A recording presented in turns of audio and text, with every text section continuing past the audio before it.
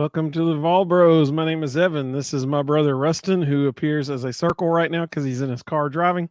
Or I don't think he's driving. I think he's in the passenger seat. Um, we are the two Vol Bros who are actually bros in real life.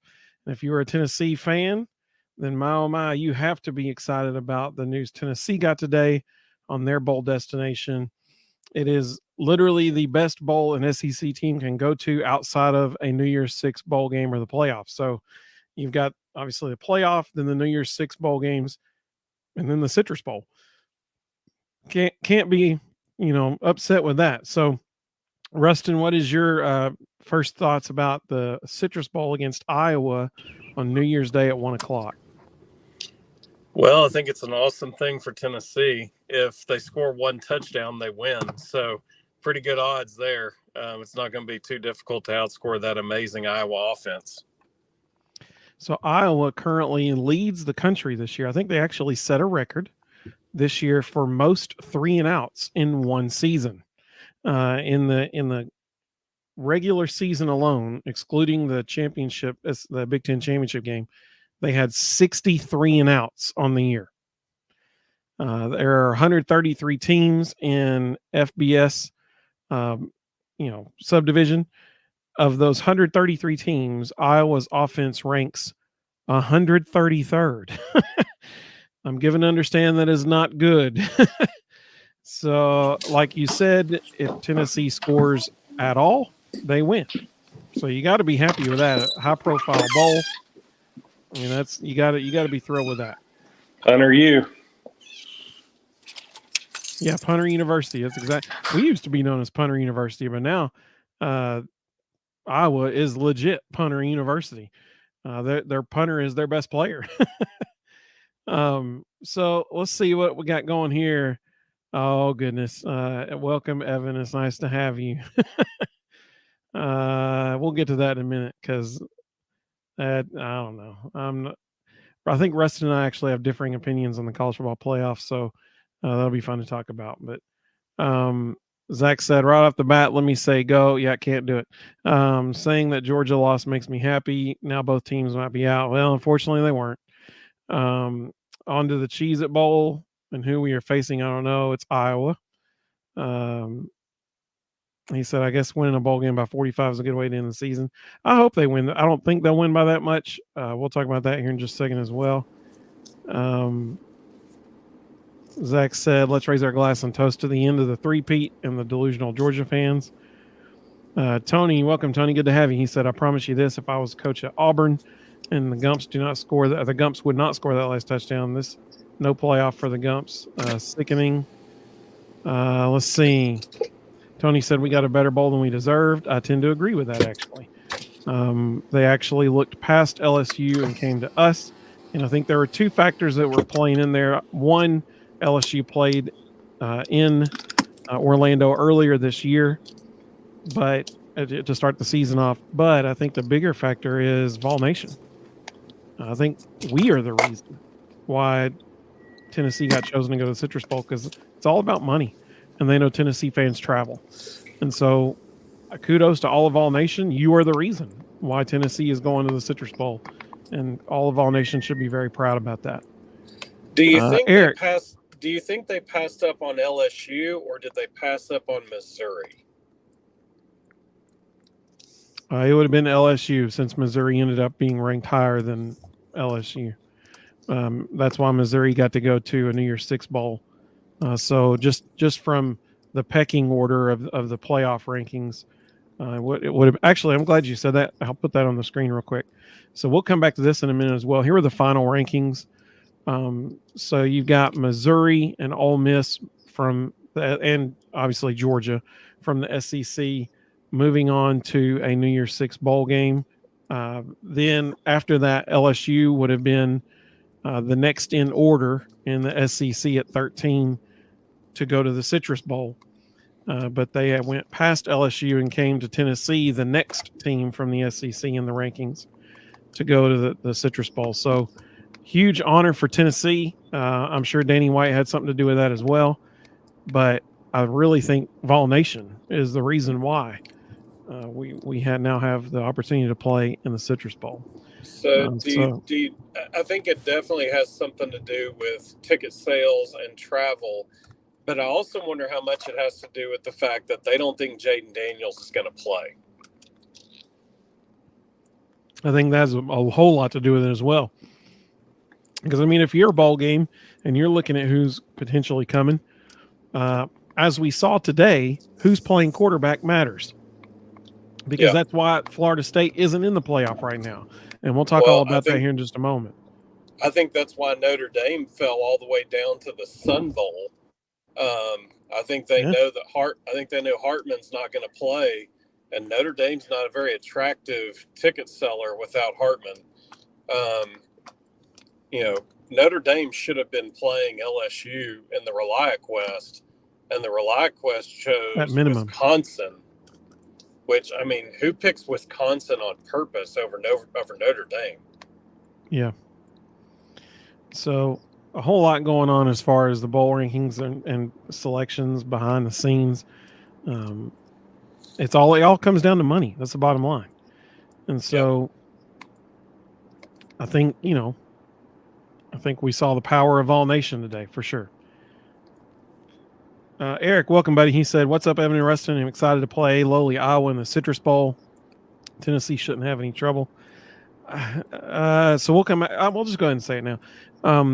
I'll give my general thoughts about playing Iowa, and Rustin, then you can give us your thoughts as well. So I don't think it's going to be as easy of a victory as we would hope. I do think if we score 10 points, the game's over, which is sad. But I do think, that's all it's going to take. How many points do we score? I'd say less than 25. Iowa's defense is good. They're very good. That's why they were 10-2 and going into the Big Ten championship game solely because of their defense. That's it.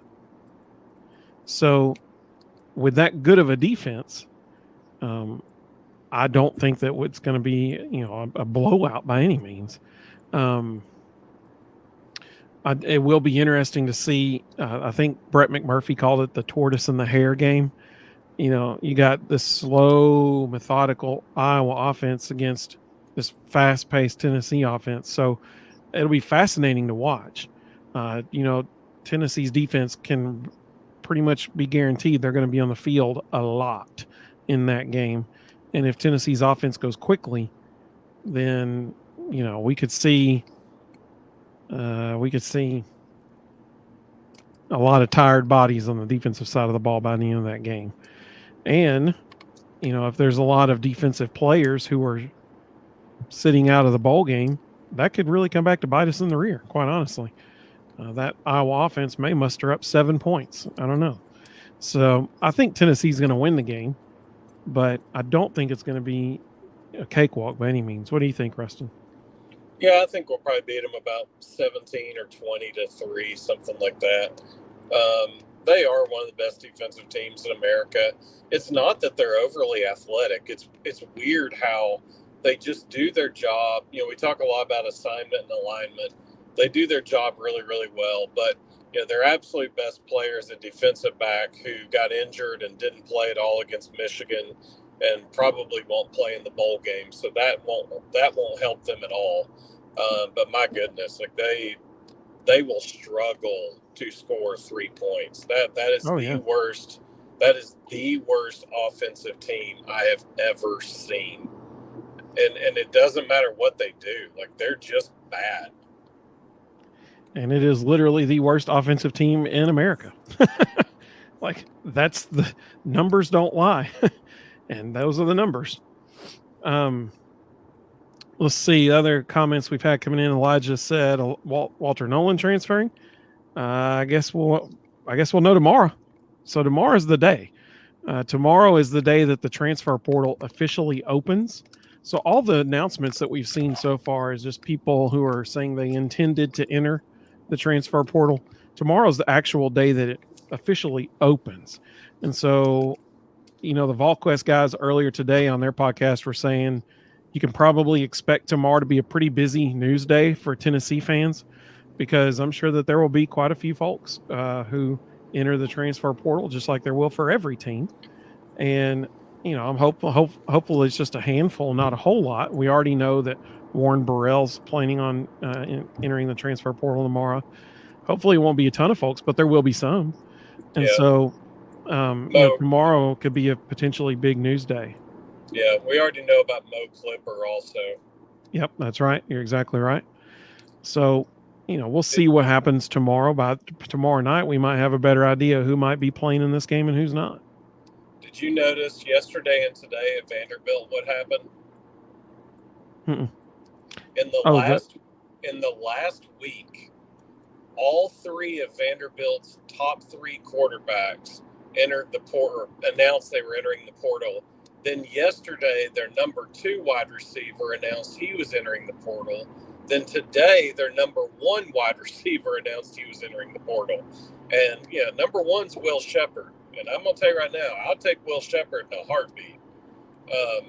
But when you lose your 3 quarterbacks and your top 2 receivers in less than a week, what in the world is going on behind closed doors at Vanderbilt? Yep, something's up for sure. That is not normal at all. So yeah, something's up. Makes you wonder if old Whit Muschamp, who's Coach Will Muschamp's son, goes to Baylor in Chattanooga, Tennessee, who's committed to Vanderbilt. Makes you wonder what he's thinking right now, like what is going on? Well, not just him. His crosstown rival at McCallie, the St. Clair kid, or Hilaire kid, he signed to play quarterback at Vanderbilt also, which is the weirdest thing ever. That they went out and signed the 2 quarterbacks from absolute bitter rivals to come compete for a job on the roster that all 3 scholarship quarterbacks are now gone. Like, there's some strange things happening at Vanderbilt. Yep. Zach said he thinks this is the best you've ever looked, Rustin. I'm trying. Rusty, welcome, Rusty. He said hammer the under in that Iowa game. Yeah, I mean, well, okay, so right now I think it's set at 36 points. Oh, way under that. So unless Tennessee scores all 36 points, then it's probably not going to get there. So yeah, I'd agree with that. It's interesting that Tennessee opened as a 7-point favorite, and they've already moved to a 7.5-point favorite. So that makes sense to me. All we have to do is beat them 10-0, and we cover the spread. Like it's not going to be hard. Yeah, for real. Carl, welcome, Carl. Good to have you, buddy. He said, watching the 2014 Iowa game, if you saw that, then we won. But if you like offense, not your game. Yeah, this one definitely won't be. If people who likes offense, it won't be their game. Let's see. Tony said Iowa's offense doesn't have to be good. They will run right at our Elijah Herring all day. It doesn't matter. They ran the ball 28 times for 36 yards against Michigan. They're just terrible. They don't have a running back. They don't have a running game. The quarterback looks like he's just lost at all times. They had 156 total yards against Michigan. 156 in a conference championship. How do you even make it to the conference championship? Like that's just mind-blowing. Yeah, they only had, it was either 68 or 86. I can't remember which way the numbers went, but in the first half, I think it was 86. They only had 86 total yards in the whole first half.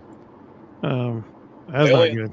They only had 36 yards rushing for the whole game. And, I mean, Michigan's decent on defense, but they're not that good. Rusty made a really good point. He said LSU wanted to go to Tampa. Saints are playing there that week too. That is totally correct. I think it's literally the very next night, or maybe it's the night before. It's one of the two. The Saints are playing in Tampa. And so people were saying, this is a perfect trip for LSU and Saints fans. They go to the same place. They get 2 games in back-to-back days, I think it is. So, yeah, that's right. Carl said FSU got screwed. Yeah, we'll talk about that. Brendan, welcome, Brendan. Good to have you, buddy. He said, I don't agree with the delusional Georgia fans. How can you justify not having a 2-time national champion in a team that is 23-1 and loses by 3 against the SEC West champions? That's a good point. We'll talk about that here in just a minute. That's what we're going to talk a whole lot about, that college football playoff. The only 10 you see said, I've been replaying Michigan's reaction when Alabama was revealed in the college football playoff. Delicious. So that's interesting. She's right. If you haven't seen that, it's on Twitter or X, whatever you want to call it. The room let out a collective groan at first, like, oh no. And then they kind of clapped like, oh yeah. It's very interesting. One dude jumped up out of his seat and threw his hands up in the air. They do not want anything to do with Alabama. Yep. Let's see. Rusty said, no way an unbeaten Bama or Georgia with a third-string quarterback for final 2 games gets left out of a playoff. Yeah, that's fair. Let's see. Tony said LSU was in the Citrus Bowl last year. LSU requested to play elsewhere. They also played Florida State and Orlando earlier this year. Yep. Let's see. Brant, welcome, Brant. Good to have you, buddy. He said, interesting stat I saw over the weekend. Heupel has as many wins over Alabama as Kirby does, even with all that talent. Future is bright. That is exactly correct. What makes that stat more impressive is that Heupel has played Kirby about 8,000 more times. Or excuse me, Heupel has played Saban about 8,000 more times than Kirby has. Because since Alabama is I might be exaggerating by a couple thousand, but since Alabama is Tennessee's permanent crossover, then, that's a guaranteed game every year. And so of the 3 years, he's played him 3 times. In that same time frame, Kirby has played him twice. Yeah, twice. So same amount of wins. But what's interesting is Kirby has actually played Heupel or Saban 8 total times, I think, as a head coach. So Heupel's played Saban 3 times, Kirby's 8, and they both have the same amount of wins, 1 over Saban in that amount of time. Very interesting. Let's see.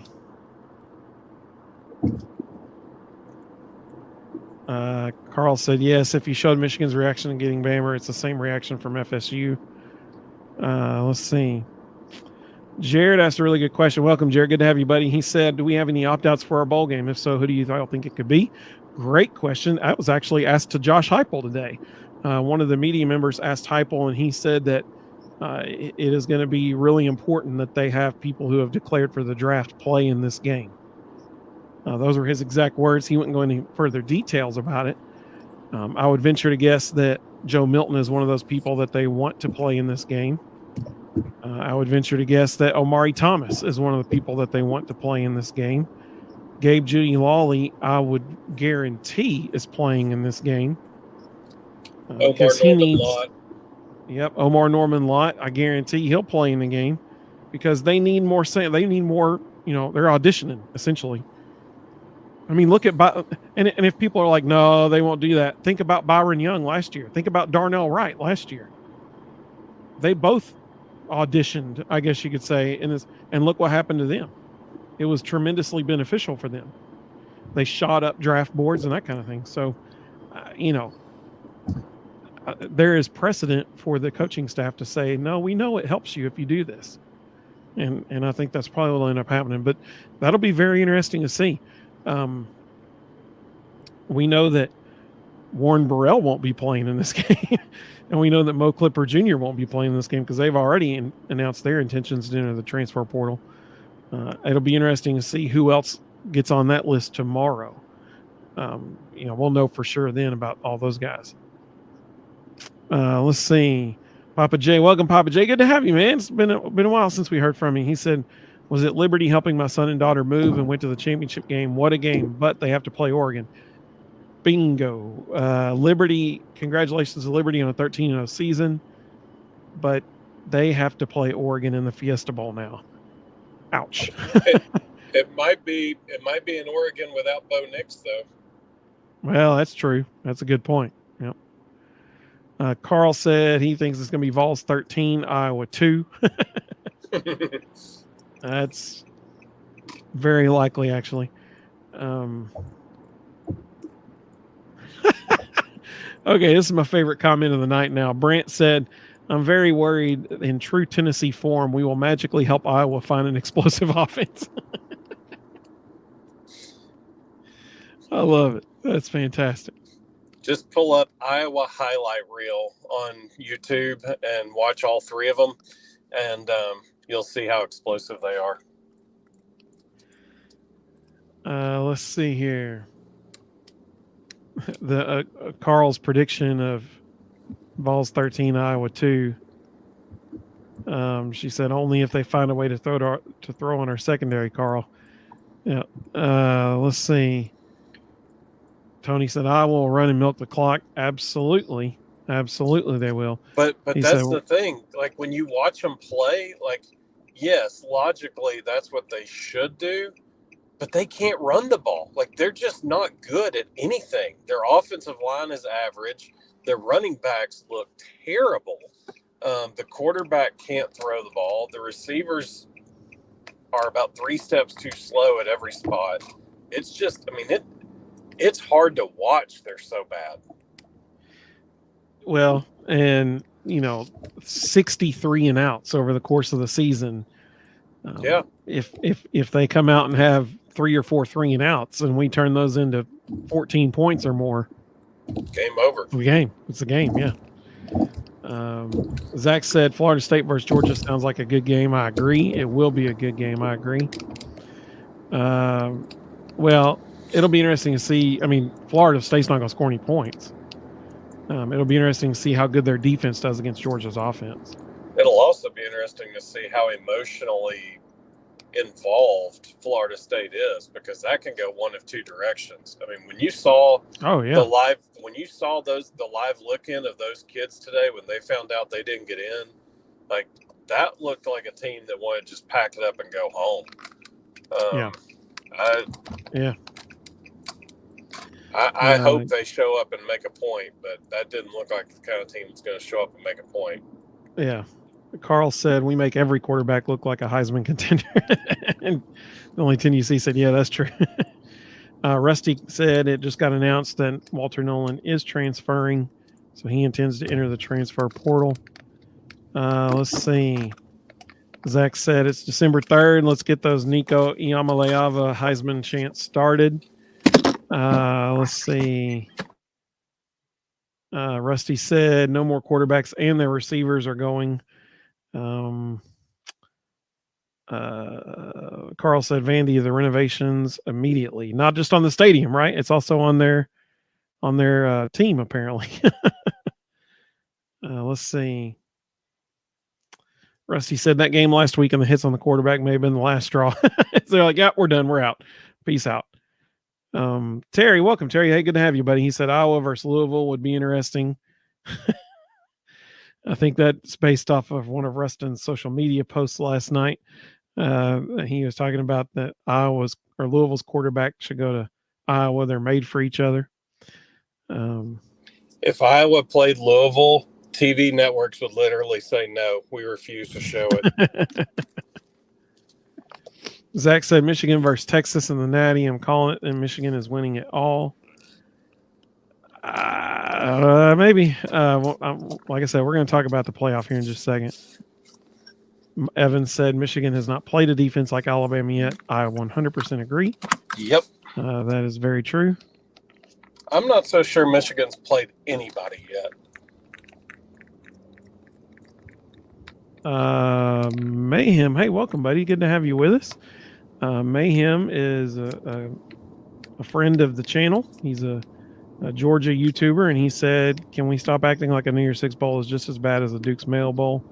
Georgia has really spoiled fans and acting like it's the no team wants to be here bowl. What? So I don't feel that way. Depending on where you're going, some of them are no team wants to be their bowls. I don't know who wants to play in the Pinstripe Bowl. I'm sorry, a January game in New York City does not sound like a pleasant time to me.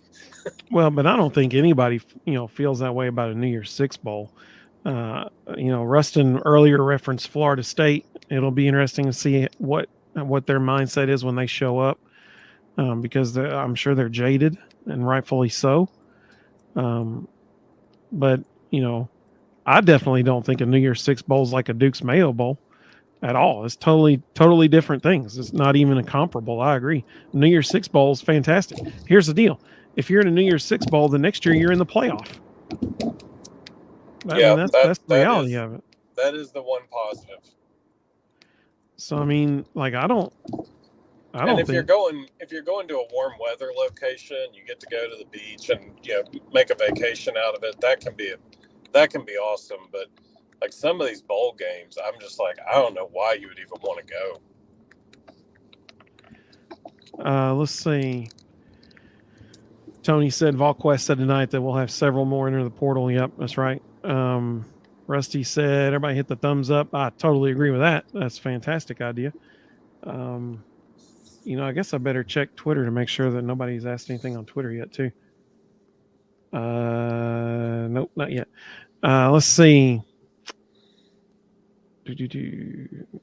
Rusty said 8. I didn't realize it was that many. How many times they've played Georgia?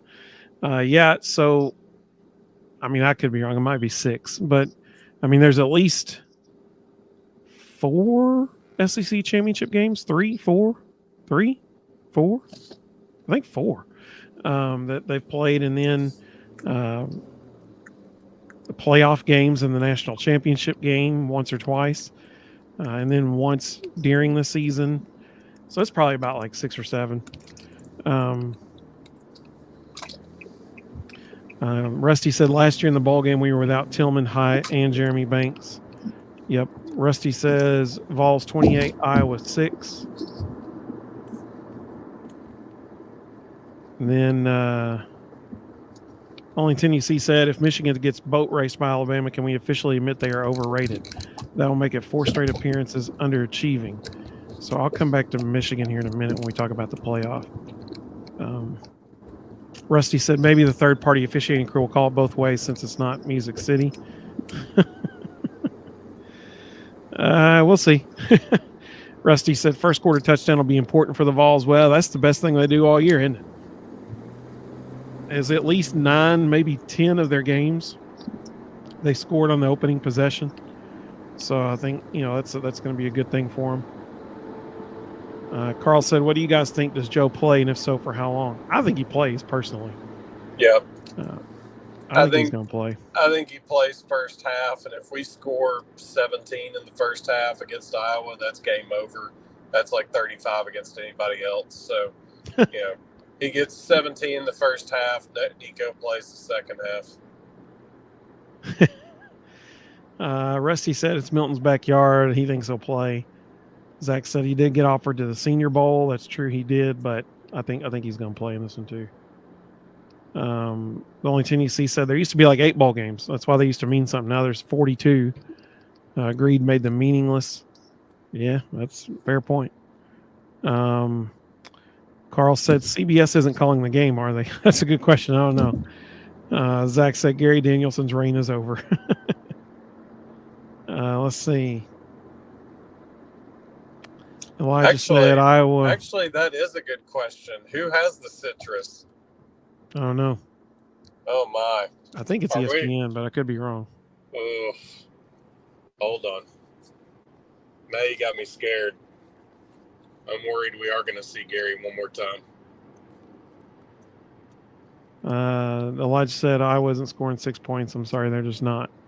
Nope. So let's talk about this, because as many people have expressed their opinions, Ricky said ESPN has it. I thought it was ESPN. It's ABC. Yeah. It's the 1 o'clock game on ABC. So why don't you go first? Because I saw what you said earlier, and it was a good point. I saw that. Why don't you go first and tell people what if you think the playoff committee got those top 4 teams right, and if not, what should it have been? Well, and then I'll give my answer.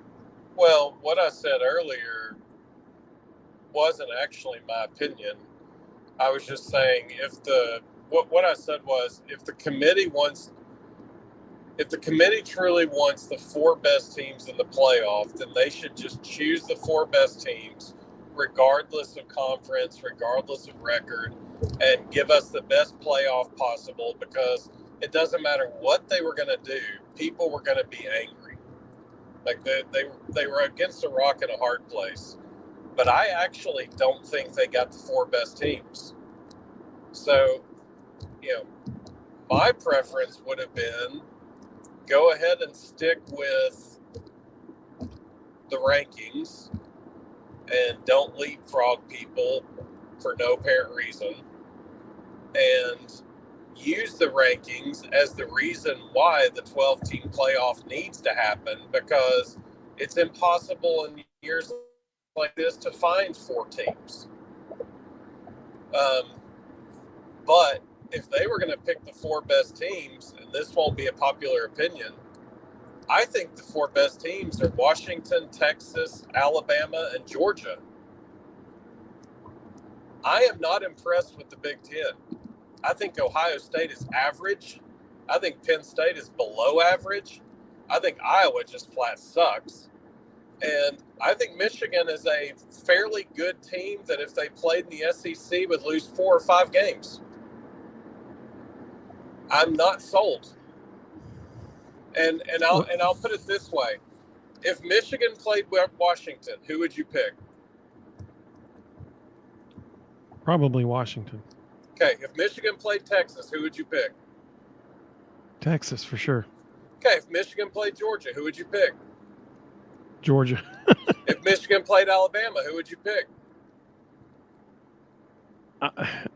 I mean, probably Alabama. Okay, so who are the 4 best teams in America? Yeah, I mean, that's a good point. So, in my opinion, they screwed up both ways. They should have stuck with rankings and not done this silly leapfrogging thing. Because it's stupid to say that a 13-0 Florida State team, no matter who they beat or how they beat them, the fact is they're 13-0. They won their conference championship. They won 1 game with their backup quarterback. They won the conference championship with a 3rd-string quarterback. Like, that should have said something, even though it's an awful Louisville team. They should have just kept it as is and used it as the leverage for, hey, this is why we need a 12-team playoff. But instead, they go with what was supposedly the 4 best teams, but they didn't pick the 4 best teams. So I think they screwed the whole thing up all the way around. I think you're right about Michigan in that we don't know how good Michigan is because they've only played Ohio State. That's it. It isn't any good. Right. Their strength of schedule. So that was, a big thing with Florida State was that, Alabama had the 5th ranked strength of schedule, and Florida State had the 55th ranked strength of schedule. Well, Michigan's is 59th, so they're worse than Florida State on strength of schedule. At least Florida State has beaten 2 SEC teams on the road. I don't understand. Go ahead. Not to mention, we just spent an entire season investigating the Michigan program because the only way they were able to win in the Big Ten was by actively cheating. So yeah, that's fair. Not only are they just slightly better than, they're not a great team. They're a good team. They're not an average team. They're not a great team. They're a good team. But the only way they were able to get to where they are right now is by actively cheating. Yeah. But we're gonna reward that and call them the number 1 team in America, even though their strength of schedule says they're probably not. The fact that they had to resort to videotaping opponents in order to win to get to undefeated.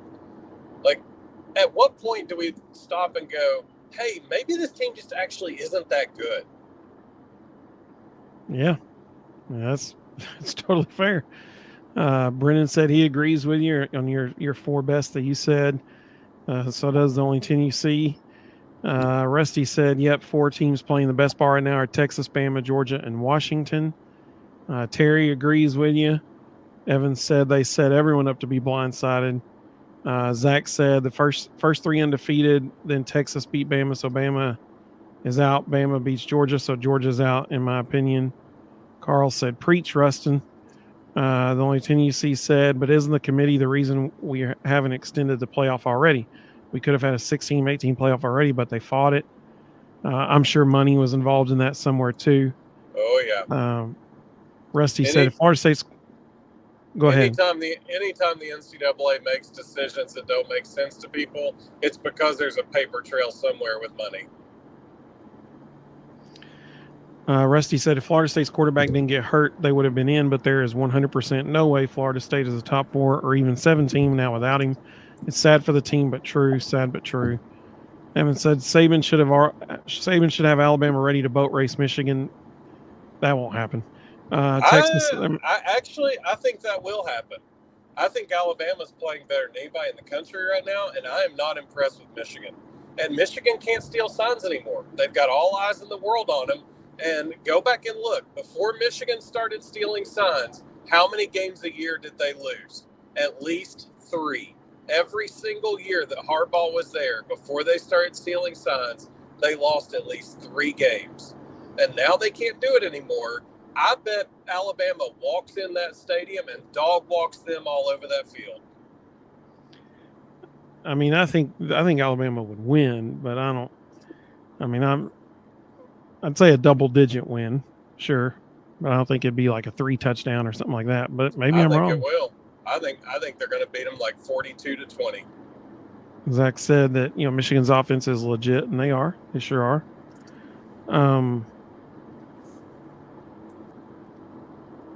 Michigan's response was every bit of "we don't have their signals." Let's see. The only Tennessee said, did you see what Alabama did to Georgia's offense, Evan? Michigan ain't scoring against that. Well, that's fair. It's a good point. Yep. It's a good point. Did you see Eli Drinkwitz today with Reese Davis? Yes. I've never seen Reese laugh that much on air before. I don't like Eli Drinkwitz, but that was hands down one of the funniest things anyone has ever done on live television. And to watch Reese Davis just absolutely lose it was priceless. Yeah, you could tell he was like, I have to keep my composure, but he just couldn't. It was really funny. Reese Davis was the funniest part about that, his whole expression and how he was trying not to laugh, but he couldn't help it. For those listening or watching who didn't see it, in the middle of a live interview, Eli Drinkwitz pretended like he was getting a phone call and told Reese Davis he had to take it because it was Connor Stallions and he needed some of the Ohio State signals. and Reese Davis just came unglued. He could not contain it. Yeah, it was really funny. Rusty said it was hilarious. Kudos to Drinkwitz for that. Rusty also said 3 of the other leagues, including the ACC, fought the expansion for this year. One of the best takes I've seen on Twitter was somebody said, wait a second. We came up with a 4-team playoff to fit 5 Power 5 conferences. True statement. And they're like, and people are shocked that it's not working. And that's a really good point, actually. Well, remember the original philosophy was there would be 6 spots. The top 4 got in the playoff. The 5th one went to the 5 seed, and the 6th one was going to be a bone we threw to the group of 5 school that was most impressive, aka Liberty this year. So, but it never plays out that way. Like it sounds great in principle, but it never works. Let's see. Ricky said Bama's only win is Georgia, whose best win is Tennessee. You can say that about everyone. Georgia played an awful schedule, and Bama struggled with several bad teams. Michigan beats Bama. I mean, it could happen. We'll see. That was the thing that people were saying on ESPN today was Bama almost lost to a 6-6 Auburn team, and now they're in the college football playoff. Like, how does that work? Yeah, I get it. They didn't get up for an Iron Bowl game. That's always crazy and always has just bizarre stuff happen. But they sure as heck showed up for the SEC championship. And you give Nick Saban a month to get ready for anybody. Oh yeah, for sure. It's gonna be a bad day for them. Absolutely. Let's see. Zach said, I'm going to be honest with you. I hate Bama, but if they win this year, if they win, I don't care because it's not Georgia. Rusty said, Missouri's a good team. And the only 10 you see said, us thinking Alabama was an underdog this year with all the blue chips who can turn it on when motivated was the worst thing we could have done. Evan said, Auburn has that voodoo down there. It's the way it always is. The Iron Bowl, like, it doesn't matter what happens prior to the game. Whatever happens throughout the season, just throw it all out. The Iron Bowl is 0-0, and crazy stuff happens. So here's my take on the college football rankings. Everybody's saying, man, I so wish we had the 12-team playoff this year because it would have fixed all of this. It would have fixed this issue of having 5 conference champions who all deserve to be in it, plus a non-conference champion in Georgia who's probably every bit as good as any other team in the country. And that 12-team playoff would have solved it this year, and that's true. It would have. However, I think it's important to note that it's not going to solve it every year. As we look ahead to future, seasons, the way that it's set up, the 5, of course, in their documentation, it says the 5 Power 5 conference champions. Well, that's not going to be a thing anymore, so they got to change that. It's going to be the 4 Power 4 conference champions, and who knows how long that's going to last. It might end up being 3 after a while. Yeah. But the 4 conference champions of the Power 4 conferences will get automatic bids to the college football playoff.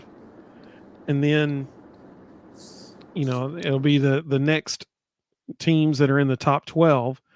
And then just like it is now, the highest ranked group of 5 school would be in there. So for example, if you're looking at these rankings on our screen right now, and if you're listening to the audio version of this later on, you can look at these rankings on the screen if you come back and watch it.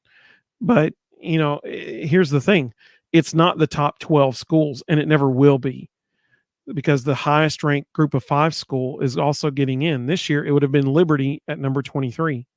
So if there was a college football playoff this year with the expanded rules and expanded playoff, then Liberty is getting in there.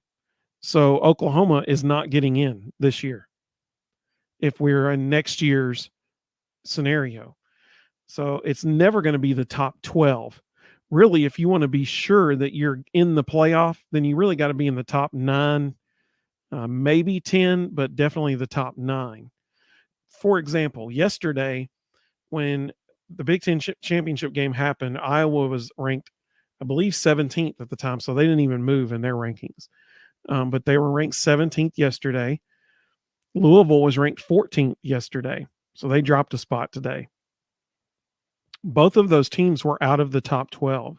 However, under the new rules starting next year, if they had won those 2 games yesterday, then both schools would have had automatic bids to the conference, to the college football playoff, because they were conference champions. So when people are saying, you hear a lot today, like the games matter, or do the games not matter, that kind of stuff.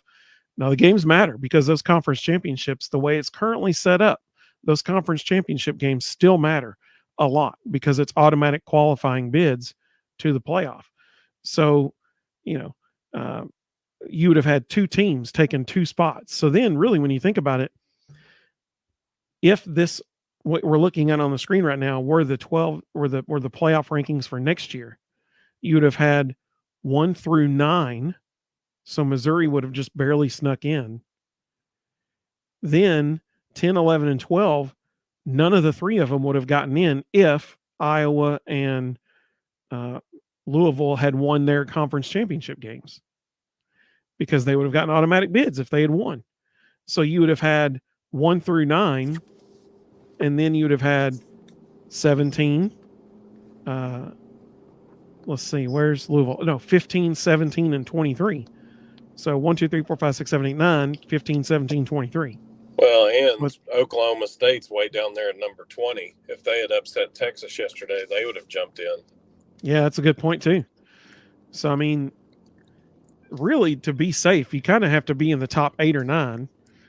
because you just never know what can happen in a conference championship game as long as they're still having those games. So this year, would it have solved everything? Probably, yeah. Next year, will it solve everything? Who knows? It all depends on what happens in those conference championship games. I do think people are like, well, it would solve the problem of not having to argue over who should have gotten in, who was left out. It's not going to solve that problem, because instead of arguing over the number 4 team, we're going to be arguing over the 10, 11, and maybe the 12th team too, because we know the number 12 team's not getting in ever, because the highest ranked group of 5 schools is going to be in that spot, unless the highest ranked group of 5 schools somehow in the top 12, which I don't ever foresee that happening, especially now that we're going to 4 and eventually 3 power conferences. So, we'll see what happens next year, but I don't think it's going to be the cure for everything. But I do think the 12-team playoff is going to be way better than what we currently have right now, because anybody who likes college football knows Georgia should still have a shot at winning the national championship.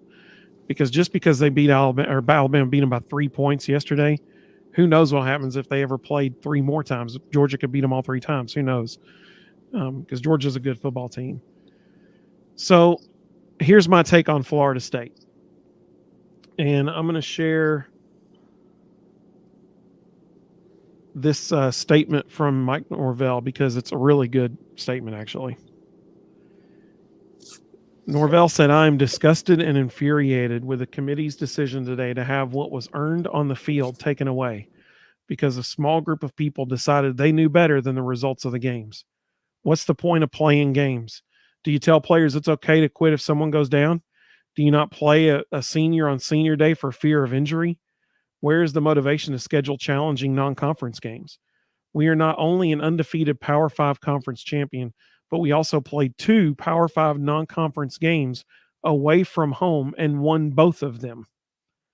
I don't understand how we are supposed to think this is an acceptable way to evaluate a team."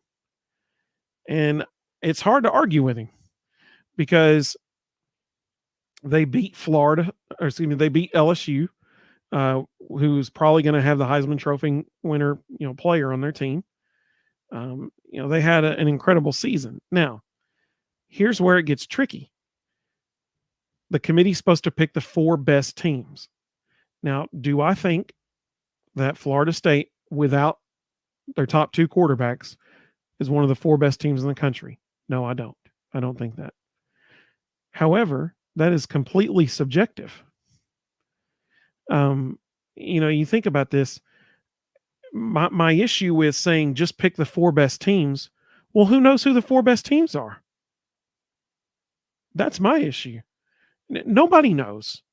Nobody knows. If Washington plays Georgia, Georgia probably beats Washington. Before yesterday, a whole bunch of people, both of us on this podcast included, thought Georgia was better than Alabama. And spoiler alert, they might be still. They weren't yesterday. It's why basketball and football, or basketball and baseball, you got best of 7 series, because then you really find out who the better team is. One bad call or one bounce of the ball a wrong way can change a game, one game. So my thing is, who knows who the best team is? Nobody knows, because not all the teams play each other. That's why Michigan's ranked number 1. There's no way Michigan's the best team in the country. I'm sorry, they're not. They've played Ohio State. That's it. That is their sample size. 1 game, because the rest of the Big Ten is so weak. So there's no way to know who the best teams are. So you have to go by something that is quantifiable, something that is valid. And that's why I think Florida State got the shaft. Do I think they're one of the best 4 teams? Nah. Should they have gotten in the playoff? Yeah. They should have. Because, Louisville came in. Here's my thing. It is the best teams, not the best players. Yes, Florida State's quarterback is injured. He can't play. But there's 84 other scholarship players on that team that had a say in how their season went this year. That defense yesterday, Louisville was averaging 33.6 points coming into that game. Florida State held them to 6 points. Like, their defense played their tails off. There are 84 other scholarship players and walk-ons after that who worked their tails off all year to earn a spot in the playoff, being an undefeated Power 5 champion.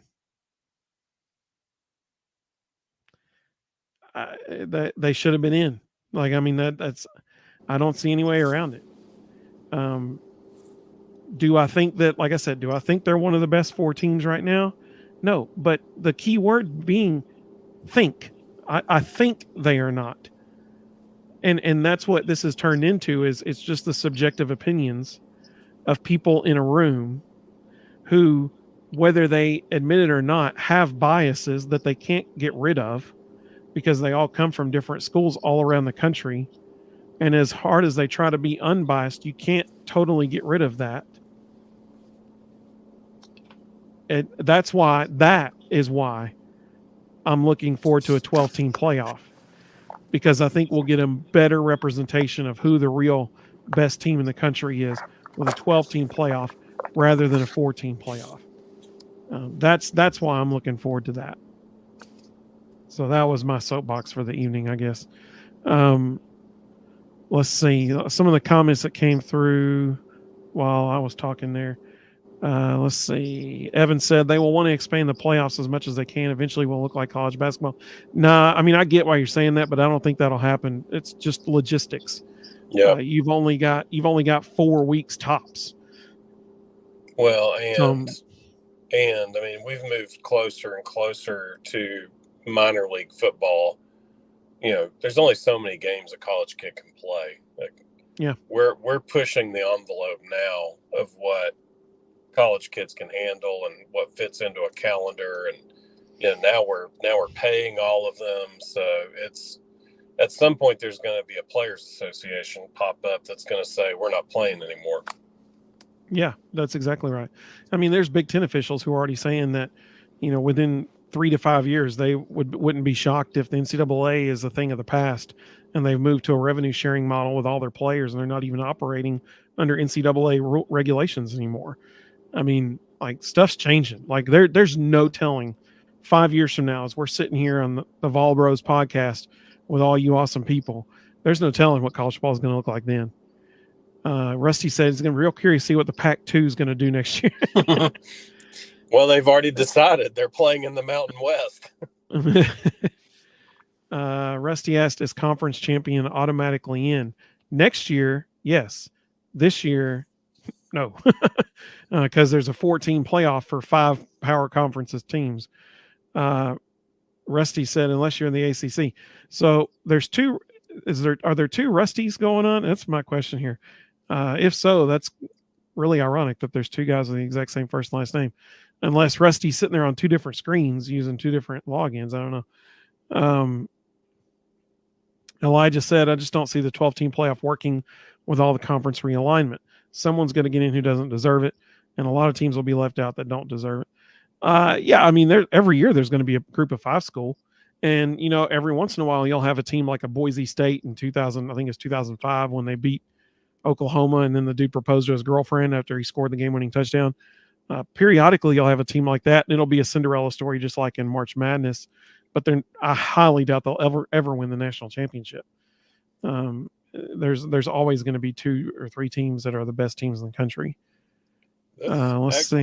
What he just said is actually one reason why I don't think Jamie Chadwell will ever leave Liberty. You know, they've got tons of money. They've got top flight facilities. All he has to do is, you know, keep beating the schedule that he's currently beating, which isn't overly difficult, and always get that group of 5 spot into the playoffs. even if you get hammered in the first round of the playoffs every year, you still get a revenue share of the playoffs. So, like, his money is just going to keep stockpiling, and they're going to pay him more and more. Like, people keep saying he's going to be the next big Power 5 coach. I'm like, I don't know why he would leave. Yeah, that's a great point. That's a really good point. Ricky said it'll be fixed next year with no divisions. Yeah, I guess we'll see, huh? It was interesting. All the Georgia fans got a taste of what it's like having SEC officials for Alabama calling a game against you yesterday. Zach said, as long as Tennessee gets in, that's all I care about, the expanded playoff. Rusty said, there's a good chance we'll see. I totally agree with this. He said, there's a good chance we'll see SEC championship rematches for Natties moving forward. And y'all know the non-SEC world will be crying in too. No doubt about it. And I think you're exactly right. I think this year, if there were an expanded playoff, I'd say there's a really good shot you'd see Georgia and Alabama repeat or playing again in the national championship. I'd say there'd be a really good shot at that. It could have happened. They would have been on opposite sides of the bracket. I tell you, it's pretty fascinating what the playoff would have been this year if there had been 12. There have been some pretty awesome games. Georgia would have played Lane Kiffin for the chance to go play Texas. There's some. Oregon would have played Missouri for the chance to go beat Michigan. There's some interesting games there. Absolutely. Apparently, I missed a comment from the only 10 you see. She said, I told y'all about Auburn versus Alabama before the season. Y'all told me it wasn't going to be close. I want my flowers, sirs. I love it. That's what I'm talking about. Hey, you're right. We owe you. Absolutely. You 100% predicted that. It's the Iron Bowl. We should never doubt the Iron Bowl. It's always got insanity. Let's see. Rusty said the 12-team playoffs will help limiting the chaos potential moving forward. I agree it'll limit it, but there'll still be a little bit there. Yeah.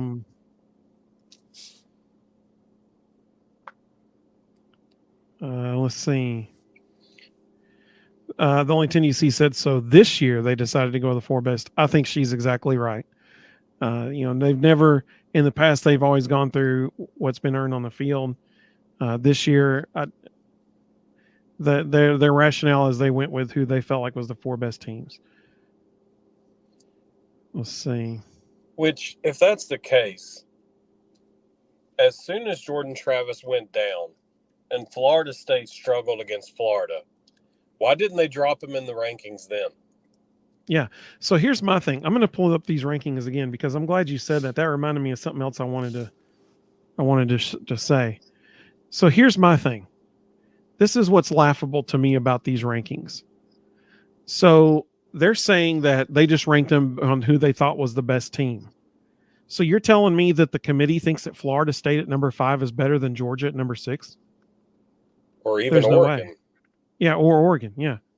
I mean, like that just shows that they were trying to like essentially say, we're sorry, Florida State, but we're going to let Alabama in, but we'll make you number 5. Like there's no way, if they're saying that it's just who the best team is, that Florida State would be ranked ahead of Georgia. Like that's not a thing.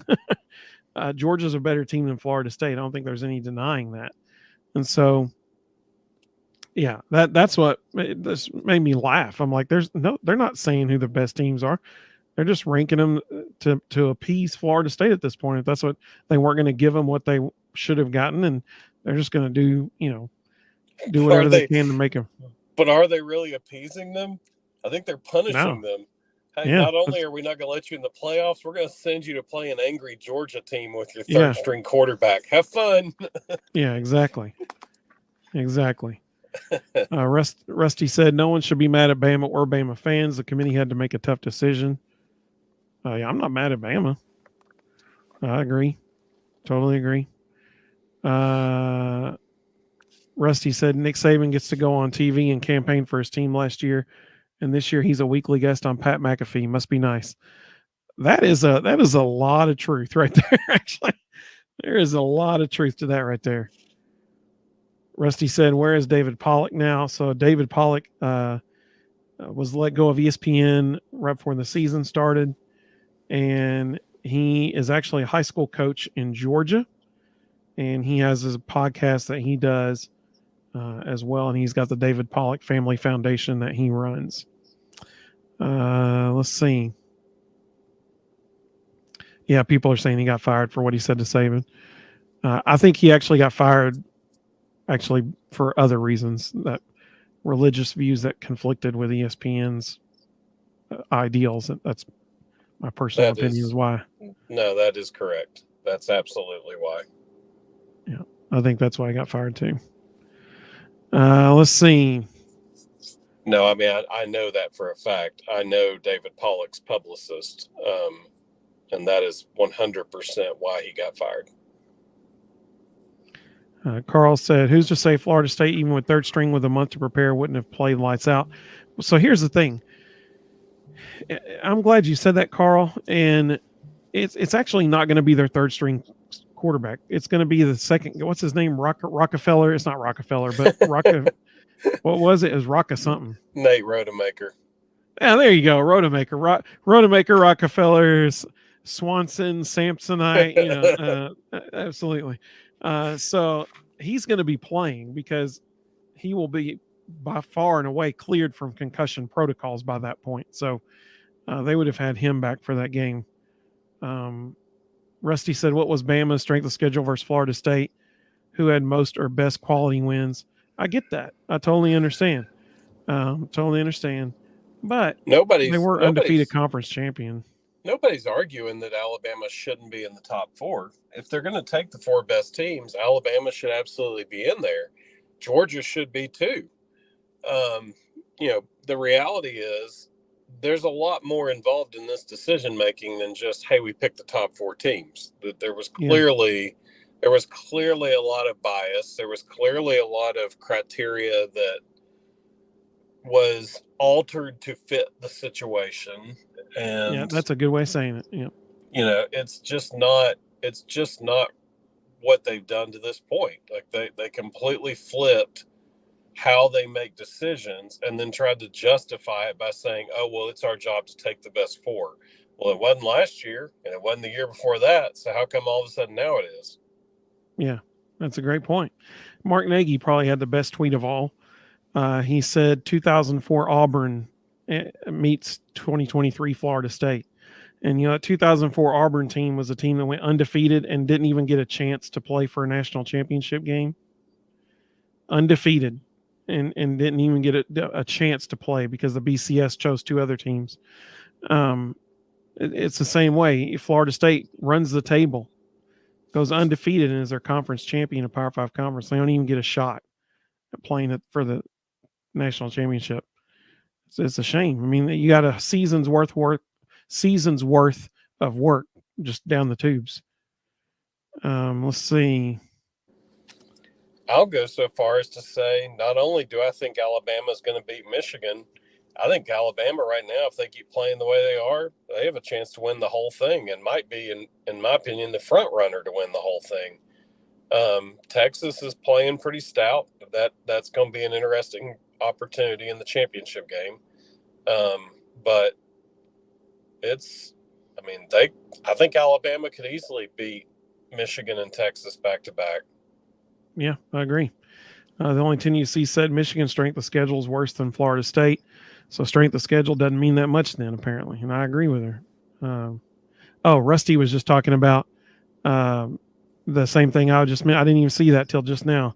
But he was thinking the same thing we were talking about a minute ago of Auburn got left out in 2004. Yep. Zach asked a question about Tennessee, so we'll come back to that in just a second. Oh, yeah, this is the Tennessee podcast. I forgot. Thank you, Zach, for getting us back. Rusty said the SEC rematches have been happening since 2011. He's right. It's going to keep happening. Think about this. Check this out. Let's go back to the standings for this year.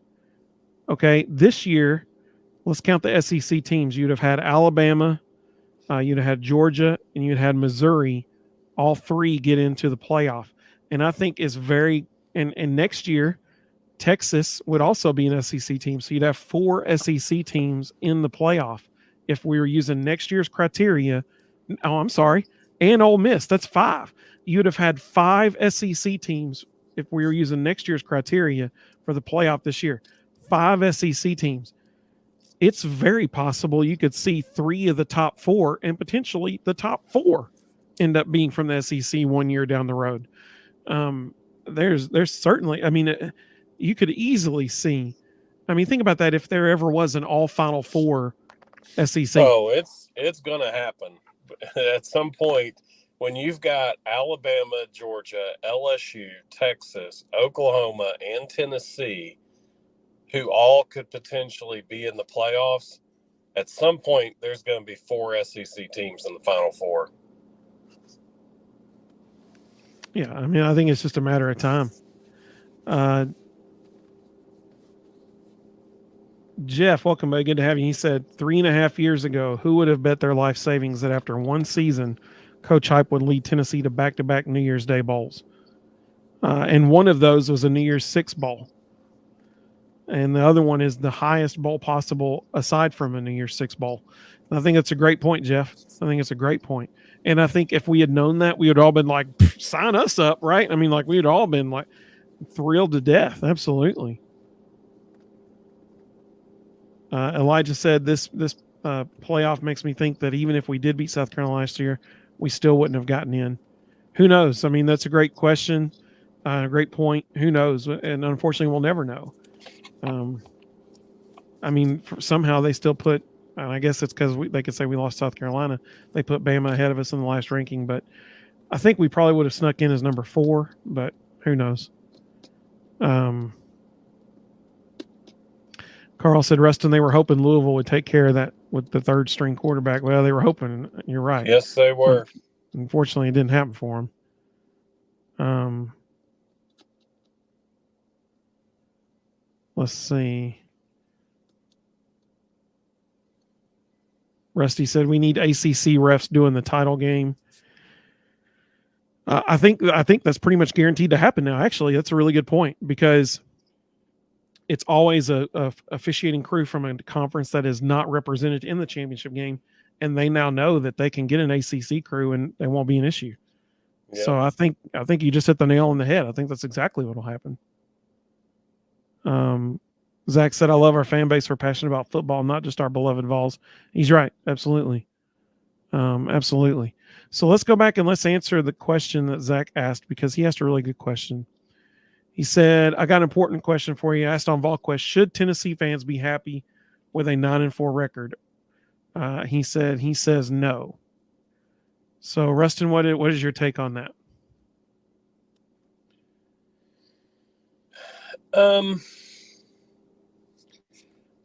I mean, happiness is a weird word. Should we be happy with 9-4? Yes, because there's a lot of schools in this country that wish they were 9-4. There's a lot of schools in this conference that wish they were 9-4. 9-4 would get Mark Stoops a lifetime contract at $8 million a year. He'd be all over it. They put up 3 statues in Lexington for him.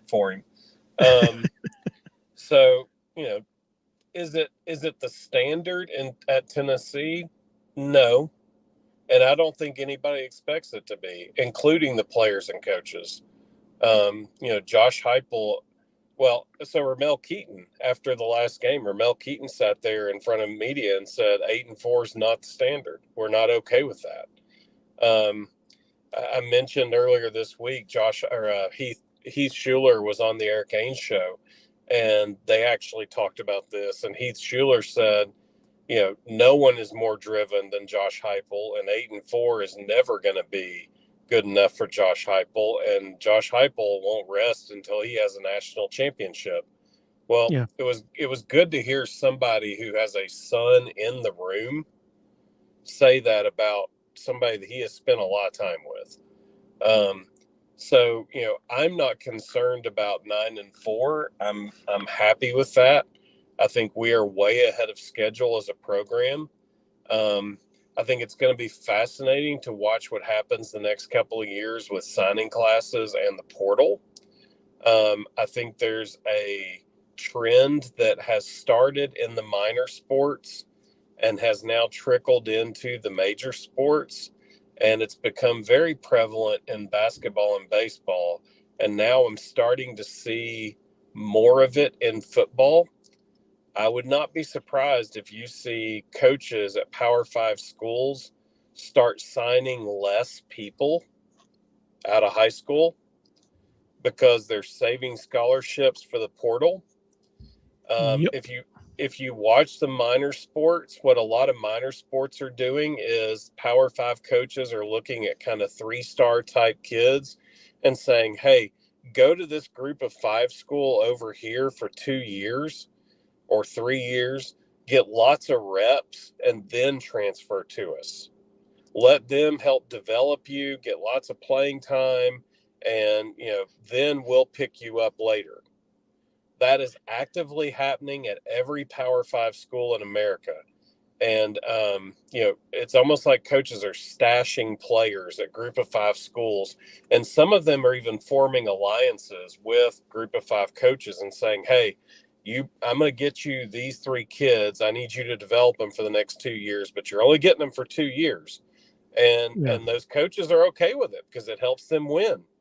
So, and they're getting kids they wouldn't normally get. So I'm starting to see that happen a little bit more in football. It'll be interesting to see over the next couple of years how Josh Heupel uses that to his advantage. So as soon as you said that, I immediately thought of Dwight Schrute and Jim Halpert. Would you like to form an alliance? Exactly. Absolutely. As soon as I said the word alliance, I knew you were going to go there. But that's literally what they're doing. John Shire at Duke. Duke was ahead of the curve. Duke was doing this 10 years ago. Coach K and John Shire used to plant kids at group of 5 schools and then transfer them in as juniors and seniors, aka Seth Curry. This has been a common trend, and it's getting bigger and bigger. Tony Vitello does it all the time. It's just working the system. Yeah, it's happening. I know for a fact there is a tight end that we are getting in a year and a half. Stop and think about that. He's going to play another year somewhere else, but we already know we're getting him in a year and a half. Yep. Let's see. Mario, welcome, Mario. Good to have you. That's a name I hadn't seen yet. That's exciting. He said, last year we saw what Coach Heupel can do with a good quarterback and wide receivers. With 12-team playoffs and no West East SEC, hope the school will give him some time. Yeah, absolutely. It's important. And first of all, I totally agree with what Rustin just said. And I think what he just said is spot on in that if coaches aren't already doing that with players, they're behind. These coaches they know how to work the system, and it makes sense that they would go to somebody that they trust, that they feel like is a good coach, and would say, hey, I can get you this kid for 2 years. You can win a conference championship with him on your team, and then he can come play for me. Like, that just makes sense. It makes sense because then they can develop other kids at the same time. It's just working the system. And I would be shocked if people aren't doing it. I know a basketball player who is in his 2nd year in the Horizon League. He was started every game as a freshman the last year. Really wanted an engineering degree. And so a Power 5 school stashed him at a group of 5 school in the Horizon League that has a really good engineering program. He's going to graduate from there in 3 years with that engineering degree he wanted, and then he's going to transfer to Mississippi State. So just remember I said it, not this year, but next year, there will be a random kid from the Horizon League who's going to transfer to Mississippi State, and he's going to be an absolute baller. And he's going to have 3 years of starting experience under his belt, and he'll still have his COVID year, so he can do 2 years at Mississippi State, but get his master's while he's already graduated with an engineering degree. So here would be my answer to what Zach's question was: 9-4, is that a record Tennessee fans should be happy about? And I love the fact that Rustin brought up what Ramel Keaton said, I love the fact that you brought up what Heath Schuler said, because, of course, that's not the standard. 8-4 is really the number we should be talking about. If you're 9-4, that means you won your bowl game, so I'm sure you're happy about winning your bowl game. But 8-4, that's not the standard that people expect to be at. However, I do think it needs to be taken on a year-by-year basis, and what happens within the season. So like this year, our first 3 games of the year, we don't have our best offensive lineman, Cooper Mays, who is the anchor for our offensive line, and we struggled. We end up losing to Florida in that year. And really, of all the games of the 4 games they lost this year, I think the one that we can look back on and say that we should not have lost that game by any means is Florida. They should have won the game. And I think that they would agree with that too.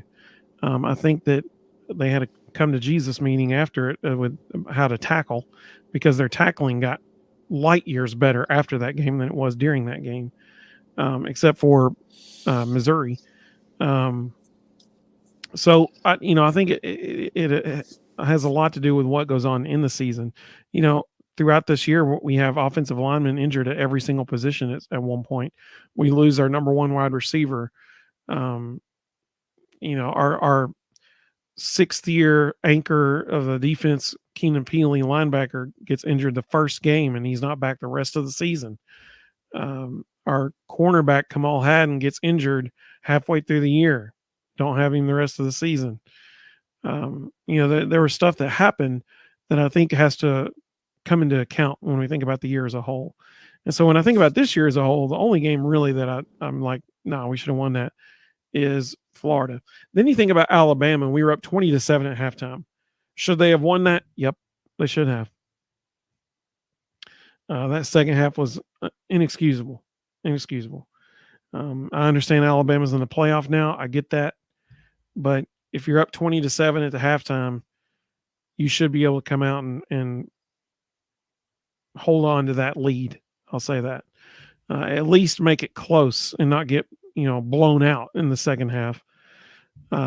So that was disappointing as well. But when you think about this season as a whole, the game that nobody should be happy with is Florida.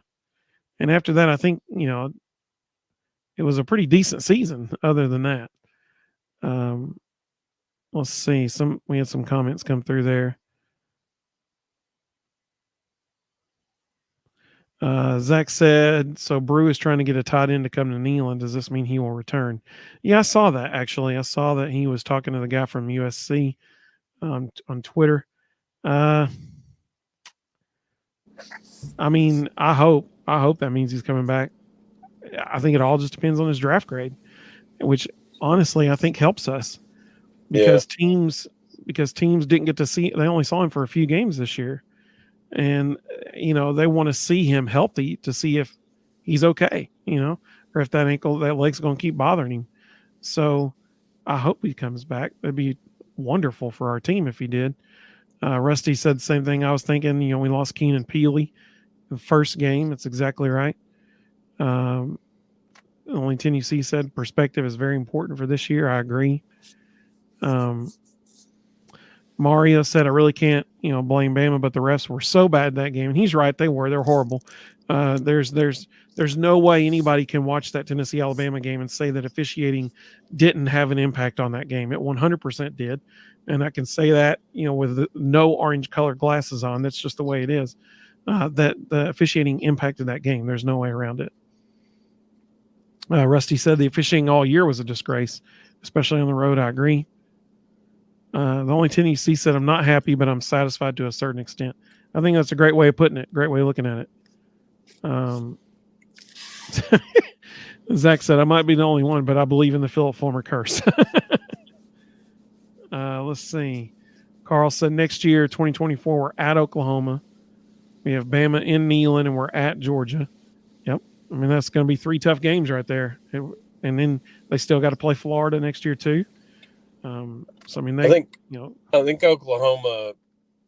I'm not as concerned about Oklahoma. I think the Oklahoma game will be decided by who gets hired as offensive coordinator and who they get in the portal. Because if we're facing them with a new offensive coordinator and a new quarterback, that doesn't concern me as much as if Jeff Lebby was still there calling plays. Yeah, I agree. Rusty said he thinks Brew is just doing his part to recruit. Probably so. I think so. Yeah, I think I was going to say that too. Don't forget, Brew came because of Velus Jones. Right. And so Brew may just be passing on the favor to the next Southern Cal transfer that comes to UT, because apparently we seem to be a haven for those guys. So, maybe he's just passing on the favor of what Velus did for him. It's also possible he may, be thinking his draft grade, isn't going to stack up, and he may already be thinking about next year. But for him, it's going to 100% come down to draft grade. Yeah, I totally agree. Well, this has been fun. Another enjoyable episode of the Vol Bros. We appreciate everybody joining us. We know y'all know we love this. We love talking about all this stuff. So we hope you join us next time. We'll probably be live Thursday night. We hadn't said for sure yet. Talk to each other, but that's probably when we're going to be live again next.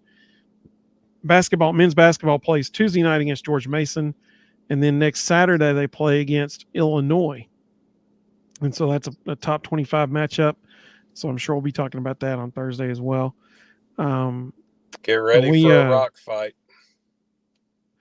Zach said, I want a championship of some kind in Orange in 2024. Amen, brother. Hey, women's volleyball, they might do the trick. They're in the Sweet 16 for women's volleyball right now. So we'll see what they're able to do. But we appreciate everybody joining us tonight. We really do. We hope everybody has a great evening. And until we see you again, go Vols, baby. Go Vols. I said Music City Bowl. Citrus Bowl, here we come. Here we come. Much better than the Music City Bowl. So we'll see everybody. Have a great evening, everybody.